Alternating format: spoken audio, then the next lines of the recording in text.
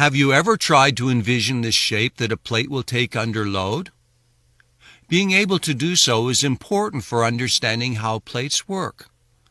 It is also important for identifying regions with high curvature and moment and points of maximum deflection.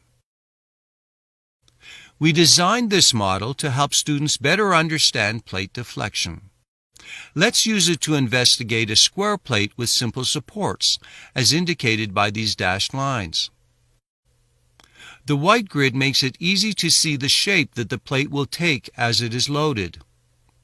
As you can see, the curvature is positive, like a smile, everywhere and in both directions. You can also see that the maximum deflection occurs at the center of the plate.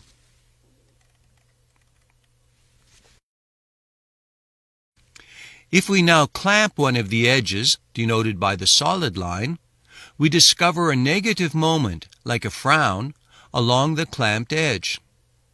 The same thing would happen if one end of a beam were changed from a simple support to a clamped support.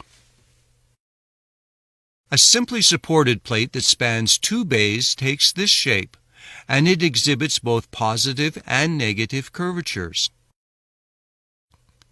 If we remove the center support, we get a rectangular plate, and it takes this shape under load.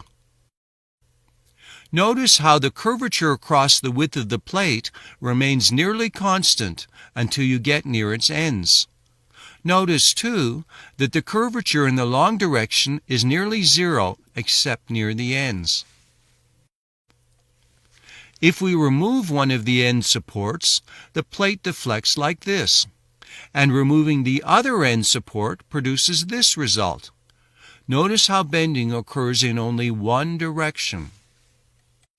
If a slab is curved in only one direction, the load must be carried entirely by stresses in that direction, and it is called a one-way slab.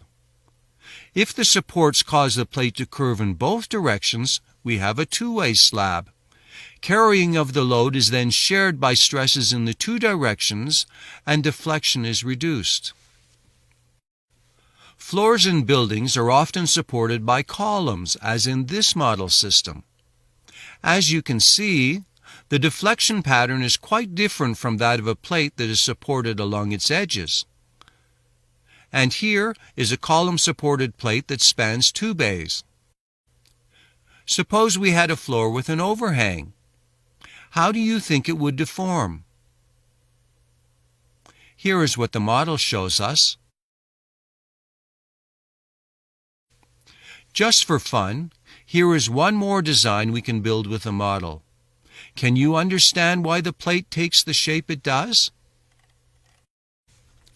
Understanding plate curvature is especially important in the design of concrete floor slabs. The reason is that concrete, like the blocks in this model, cannot be relied on to carry tension. Consequently, steel reinforcing must be incorporated any place that tension could arise. And that includes the tension side of any regions where bending occurs. That is why it is important to know the direction and degree of bending at every point in a plate. You might be wondering about the weigh scales that are part of the plate bending kit. They allow you to investigate how load is transferred to supporting columns and beams. They can also help you to understand tributary areas, a topic we don't have time to discuss here. Thanks for watching.